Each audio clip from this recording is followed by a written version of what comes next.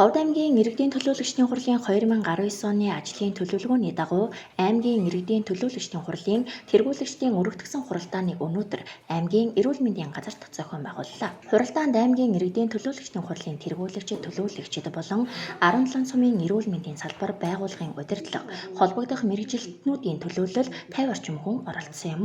Хуралдааны хүрээнд орон нутгийн эрүүл мэндийн салбарт хэрэгжиж буй аймгийн дэд хөтөлбөрүүдийн явц үр дүн болон эмийн эргэлтийн сангийн үйл ажиллагаа, нийтийн номын сан Монгол Улсын соёлын гавь зүтгэлтэн Магцрын Баянзуулын нэрэмжит болгох, төрийн дэд шагналд уламжлах, сумдын засаг даргын тамгын газраас аймгийн мал эмнэлгийн газарт хөрөнгө шилжүүлэх зөвшөөрөл олгох тухай гэсэн 4 асуудлыг тус хэлэлцсэн юм.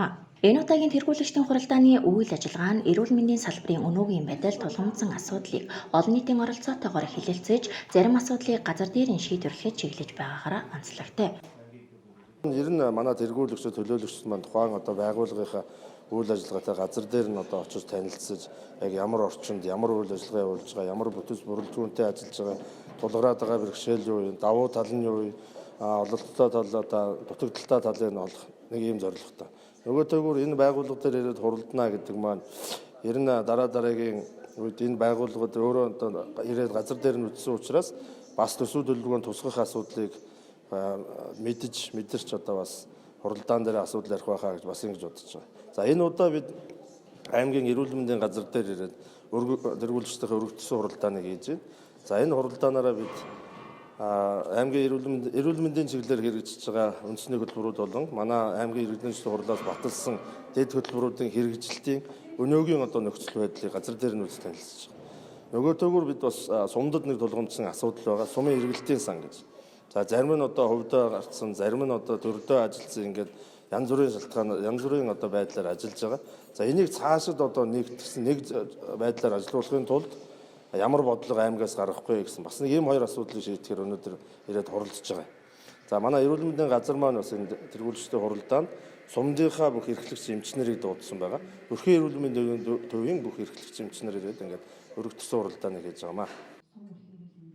Ховд аймгийн эрүүл мэндийн салбарт засгийн газрын тогтоолын дагуу үндэсний 12 хөтөлбөр болон давсны хэрэглээг бууруулах үндэсний стратеги тус хэрэгжиж байна. Тэгвэл аймгийн иргэдийн төлөөлөгчдийн хурлын тэргүүлэгчдийн тогтоолоор эрүүл мэндийн эрсдлийг бууруулах хөтөлбөр, их хүүхдийн ээлжийн тусламж үйлчилгээ хөтөлбөр, төрөөс эрүүл мэндийн талаар баримтлах бодлогыг хэрэгжүүлэх аймгийн дэд хөтөлбөр, үйлчлүүлэгчийн ээлтэй орчин хөтөлбөр гэсэн аймгийн 4 дэд хөтөлбөр амжилттай хэрэгжиж байгаа юм.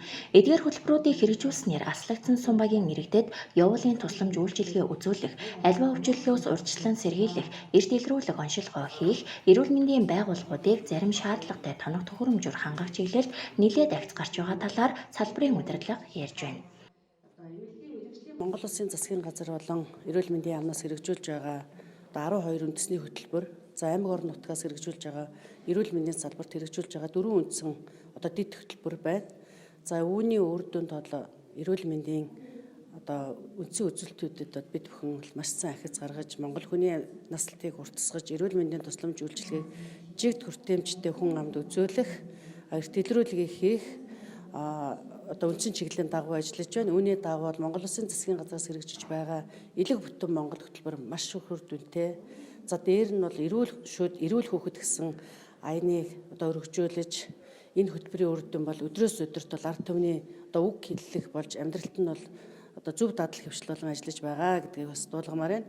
За аймаг орон нутгийн иргэдийн хурлын 2021-22 дугаар тогтоолуудаар нийтдээ бол 4 үндсэн дэд хөтөлбөрийн санхүүжилт нь бол 585 сая төгрөг шийдвэрлэгдсэн. Энэ ард түмэнд бол маш өгөөжтэй, хүртээмжтэй бид бүхний ажиллах таатай нөхцөл болон эмчнэрийн урам зориг нэмсэн сайхан ажил болж байгаа. Үүний жишээ нь болохоор өвчтөн хэвтэж эмчтүүлдэг 322 орыг нийлүүлсэн байгаа. Орчин үеийн тоног төхөөрөмж хангагдсан сумдад хэрэглэгдэх гематологийн аппарат, жин өндөр хэмжигч, дулаат суулгах ширээгээд хүн болгон мэдэхгүй яг эрүүл мэндийн тусламж үйлчилгээнд үндсэн чиглэл болж ажиллаж байгаа ажилд маш их түлхэстэй, маш эзэнд эрүүл мэндийн байгууллагын хамт олон, салбарын хамт олон бид бүхэн маш их баяртай байдаг.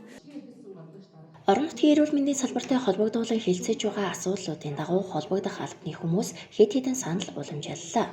Тухайлбал эрүүл мэндийн салбарын үйлчилгээний чанар хүртээмжийг сайжруулах зорилтын дагуу одоо хэрэгжиж буй аймгийн дэд хөтөлбөрүүдийн 2019 онд төсвөлсөн орон нутгийн хөгжлийн сангийн 65 сая төгрөгийн санхүүжилтийг шийдвэрлэх, элэг бүтэн Монгол хөтөлбөрийн хүрээнд хамрагдах зорилттой бүлгийн иргэдийн эрүүл мэндийн даатгал төлөлтийг нэмэгдүүлэх, халдварт өвчний эрт илрүүлэх шинжилгээнд шаардлагатай санхүүжилтийг орон нутгаас шийдвэрлэхэд дэмжлэг үзүүлэх зэрэг нийлээд олон саналыг уламжилсан юм.